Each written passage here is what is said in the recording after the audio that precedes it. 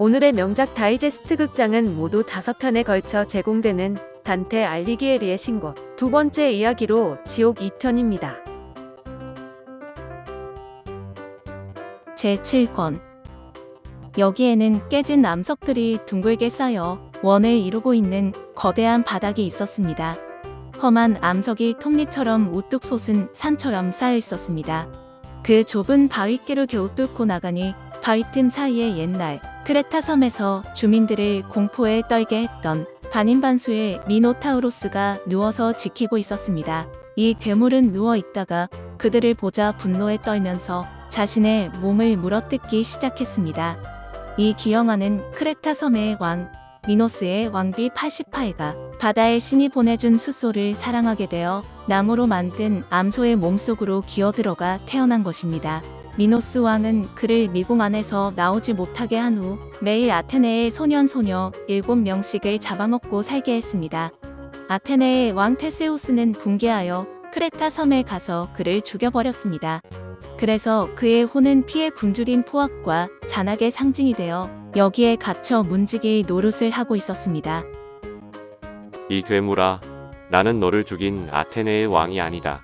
우리들은 단지 너의 형벌을 보기 위해 이곳에 온 것이다. 두 시인은 허물어진 암석을 겨우 지나 아래에 있는 골짜기를 걸어가는데 발에 걸리는 돌이 이상하게 발밑에서 움직이고 있었습니다. 이것은 그리스도가 십자가에 못 박힐 때 세계가 갑자기 암흑이 되고 모든 골짜기가 진동하면서 이곳에 있는 바위도 추락해 이처럼 움직이는 돌이 되었다는 것입니다. 아래 골짜기를 내려다보니 세계로 나눠진 원 하나에 백성들에게 흉포한 행동을 가한 폭군과 살인자들이 열탕처럼 끓고 있는 빨간 피의 연못에서 신음하고 있었습니다. 눈과 이마가 뜨거운 핏물에 잠긴 자도 있고 겨우 목만 내놓고 신음하는 자도 있었습니다. 그들은 죄의 경중에 따라 침몰의 깊이에 차이가 있었습니다. 대안에는 흉포의 표상인 반인반마의 센타우루스 수천 마리가 떼를 치어 핏물 속에서 올라오려는 망령을 활로 쏘려고 위협하고 있었습니다. 그들 중에는 압제자였던 마케도니아의 알렉산더 대왕과 인간의 영혼을 더럽힌 시칠리아의 데오니오스 등 자기의 야심을 채우기 위해 많은 살생을 한 호전적인 군인들이 있었습니다. 두 번째 원은 신의 율법을 배반하고 자살을 한 사람들이 사는 숲으로 이곳에 있는 작고 앙상한 나무들은 전부 죄수가 변한 것이었습니다. 열매는 하나도 맺지 못한 채 독가시만이 무성했습니다. 불평과 절망의 상징으로 이곳에 살고 있는 여자의 얼굴을 하고 새의 날개와 긴 손톱을 가진 괴물의 얼굴은 굶주림으로 창백했습니다. 이곳에는 사람의 그림자도 보이지 않았는데 슬픈 울음소리가 사방으로부터 들려왔습니다. 그것은 이 괴상한 새가 새싹을 주둥이로 쪼았기 때문에 나무들이 아픔을 견디지 못해 신음소리를 내는 것이었습니다. 단테가 스승이 시키는 대로 그 나뭇가지 하나를 꺾었더니 마디 속에서 피가 흘러나왔습니다. 왜 남의 몸에 상처를 입히느냐?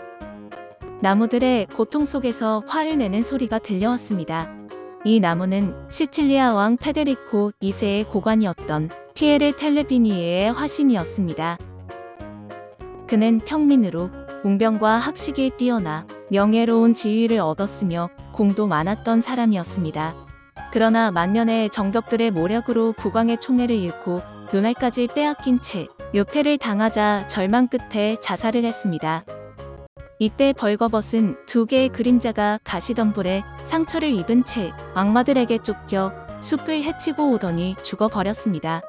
그들은 시에나 사람인 나노와 파도아의 자코보인데 가산을 탕진하고 행사하여 이런 벌을 받고 있었습니다. 제3원에 이르니 풀 하나 남지 않고 타버린 열사의 들판이었습니다.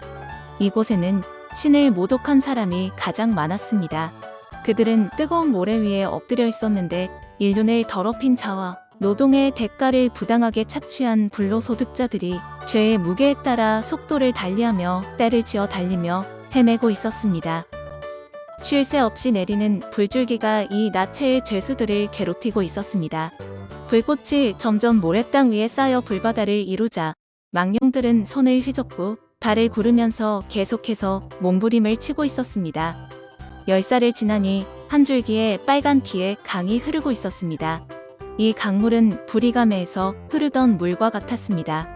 부리가메는 비델보 부근의 유황 온천인데 중세 때는 창부나 죄 지은 여인들이 일반 부인들과 함께 목욕하는 것이 금지되어 온천의 물을 다른 장소로 끌어내 별도로 목욕을 했다고 합니다.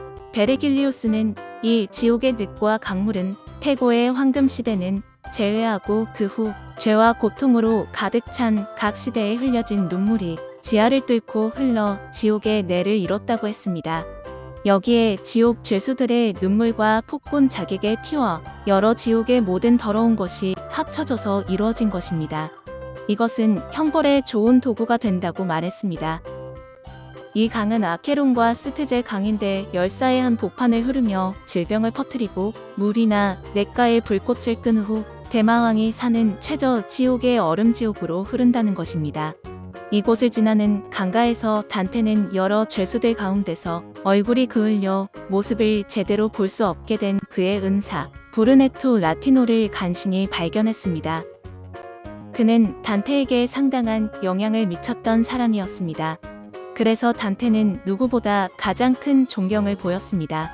브루네토는 단테가 플로렌스 사람의 손에 고역을 겪으리라는 예언과 함께 자신의 보전을 기억해 달라는 말을 남기고 신의 강제에 의해 들판을 달려 건넜습니다.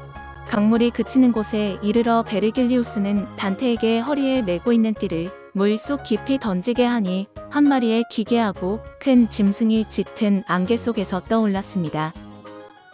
얼굴은 유순한 표정을 하고 있었으나 나머지 전신은 털이 돋은 뱀 형체를 한 보기에도 끔찍한 괴물이었습니다. 이것은 사람을 유혹하여 자연이나 문명을 파괴하는 상징인 계류온이었습니다. 이때 한쪽에서는 비싼 이자를 받아 사람들을 괴롭힌 고리 대금업자가 목에 영원히 걸고 있어야 하는 가방을 메고 고열에 못이 겨 눈물을 흘리고 있었습니다. 그 돈가방에는 문장과 상표가 선명하게 수놓여 있었는데 대부분 플로렌스의 명문 귀족들이었습니다. 두 시인은 계류온을 타고 빨간 피의 폭포수를 좌우로 바라보면서 공중을 번개같이 빠르게 비행하여 사기꾼들이 벌받고 있는 무쇠빛 암석의 나라로 내려갔습니다. 제8권 이곳은 악의 구덩이라고 하는데 사기꾼과 악한들이 있는 지옥 상반부입니다. 암석은 점차 제 곳권을 향하여 기울어져 있고 다시 10개의 골짜기로 나뉘어져 있는데 그 사이에는 죄의 정도가 다른 자들이 각각 들어 있었습니다. 타락한 천사도 이곳에 있는데 이 권은 인륜을 파괴한 기만의 죄를 범한 자들이 떨어져 있었습니다. 첫째 골짜기에는 지상에 있을 때 부녀자들을 유괴나 매매한 자들로 그들은 뿔이 돋친 악기의 긴 매에 무참하게 맞으며 도망쳐 다녔습니다. 노무노스 섬의 젊은 왕녀 피퓨시프레에게 임신을 시킨 후 버리고 아내로 맞은 고루키스의 왕녀 메데아까지 버린 스사리아 왕 야송 알렉산드리아의 난폭한 국왕 타이스가 이곳에서 몸을 학대하며 고통을 받고 있었습니다. 두 번째 골짜기에는 아첨한 자들이 똥통 속에 빠져 허덕이는 것이 보였습니다. 세 번째 골짜기에는 성직 매매의 죄를 범한 자가 있는 곳이었습니다. 이곳은 낙백치트한 절벽 속에 많은 구덩이가 뚫려 있었는데 그 속에는 죄수가 한 사람씩 거꾸로 매달려 있었습니다. 그리고 빨간 불꽃이 그 구덩이 속에서 타고 있는데 밖으로 나온 두 발목은 뜨거움에 못 이겨 미친 듯이 움직이고 있었습니다. 그 가운데에서도 가장 불꽃이 강한 것이 니콜라스 3세의 것이었습니다. 그는 교황의 몸으로 성직을 돈을 받고 팔아 많은 죄악을 저질렀습니다. 네 번째 골짜기에는 미래의 길흉하복을 예언했던 점쟁이가 있었습니다. 그들은 신의 신비를 폭로한 죄로 앞을 보지 못하게 머리를 뒤로 돌려붙었기 때문에 발은 앞으로 걸어가나 눈은 뒤를 향하고 있었습니다. 단테는 비참한 광경을 보고 눈물을 흘렸습니다. 다섯 번째 골짜기에는 관직을 더럽힌 자들이 있었습니다. 뇌물을 받은 탐관 오리들은 송진과 기름이 끓고 있는 연못에 파묻혀 얼굴만 겨우 내놓고 개구리같이 떠다니고 있었습니다. 이들을 감시하고 있는 포악스럽게 생긴 악기들은 손에 갈고리를 들고 끓고 있는 송진과 기름 속으로 죄인들을 밀어 넣었습니다. 그들은 감시를 피해 떠올랐다가 악기들이 가까이 오면 못 속 깊이 숨어버리곤 하였습니다. 6번째 골짜기에는 위선자들이 있었습니다. 이들은 무거운 나부로 만든 의복을 입고 느린 걸음으로 걷고 있었으나 그 의복의 표면은 찬란한 도금으로 덮여 있었습니다. 그 중에는 브로니아의 수도사 카타라노와 로데링고 등이 있었습니다. 땅바닥에 세계 말뚝에 못 박혀 있는 것은 그리스도를 십자가에 매달도록 빌라도에게 넘겨준 제사장 카이아파스였습니다. 그는 벌거벗고 좁은 길바닥에 누워 그 위를 짓밟고 다니는 사람들의 무게를 낱낱이 몸에 느껴야만 했습니다. 7번째 골짜기에는 수많은 도둑들이 가장 천한 벌을 받고 있었습니다. 이곳은 어두컴컴한 밑바닥은 보이지 않았으나 온 골짜기에는 끔찍한 뱀의 무리가 보였습니다. 리비아의 사막이나 에디오피아와 아라비아의 뱀을 모두 모아도 이처럼 처참하고 지독한 뱀들은 볼 수 없을 정도였습니다. 죄인들이 뱀 사이를 피해 다니는데 뱀은 손과 목, 허리를 칭칭 감아 조이고 있었습니다. 뱀 한 마리가 두 시인 옆에 있는 한 사람의 목을 찔러 쑤시니 금세 타서 재가 되어 사방으로 날아갔습니다. 베르길리오스에게 그가 누구인지 모르니 단테의 고향에서 가까운 피스토이아 사람이며 신전의 성스러운 보물을 훔쳐 이 속에 떨어졌다고 했습니다. 도독은 단테에게 피스토이아와 플로렌스의 정치 싸움이 전쟁을 일으킬 것이라고 예언했습니다. 말을 마친 그는 손가락질을 하면서 신을 욕하는 신용을 하였습니다. 그러자 곧때를 지은 뱀이 목을 감아 입을 막고 팔을 감아 움직이지 못하게 해서 도둑을 끌고 갔습니다. 이때 때를 지어 덤비는 뱀이 등에 붙은 예전의 가축을 훔친 죄로 이 옥에 떨어진 사람인 젠타우로가 그를 뒤쫓아가는 것이 보였습니다. 다음에 본 광경은 더욱 처참하고 기괴했습니다. 새 망령이 두 시인이 바라보는 아래로 왔을 때 6개의 발을 가진 도마뱀 한 마리가 그중 한 망령에게 달라붙었습니다. 망령은 도마뱀에게 칭칭 얽혀지더니 뜨거운 납처럼 녹아 보기 흉한 모양이 되어 떠나갔습니다. 그때 또 삼복의 더운 햇볕 아래 번개같이 길을 지나던 작은 뱀 한 마리가 한 망령의 배로 뛰어들어 그 배꼽을 찌르고 그의 앞에 넘어졌습니다.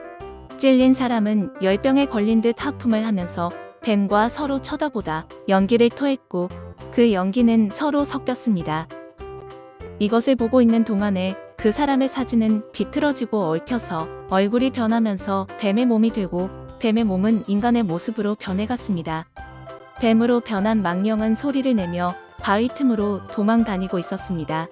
이처럼 뱀과 한 덩어리가 되어 뱀이 되었다 사람이 되었다 하는 이 기괴한 변화와 비참한 고통을 눈앞에 보여준 자들은 모두가 플로렌스의 도둑들이었습니다.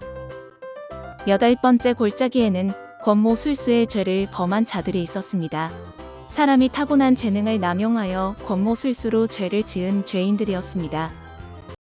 죄인들 중에는 트로이 전쟁 때 목마에 간사한 꾀로 트로이 성을 함락시킨 그리스의 영웅 오디세이와 디오메데스도 있었습니다.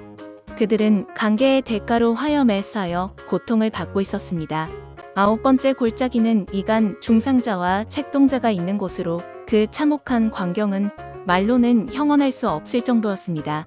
기독교를 변질시킨 마호메트는 뺨으로부터 아래까지 갈라져 있는데 종아리 사이로 창자가 늘어져 있으며 오장육부가 환히 다 보였습니다. 이는 그의 종교적 불화를 여실히 보여주는 것이었습니다. 그는 단테 눈앞에 자기 가슴의 상처를 헤쳐 보이며 말했습니다. 보라, 이 모습을. 나는 마호메트다.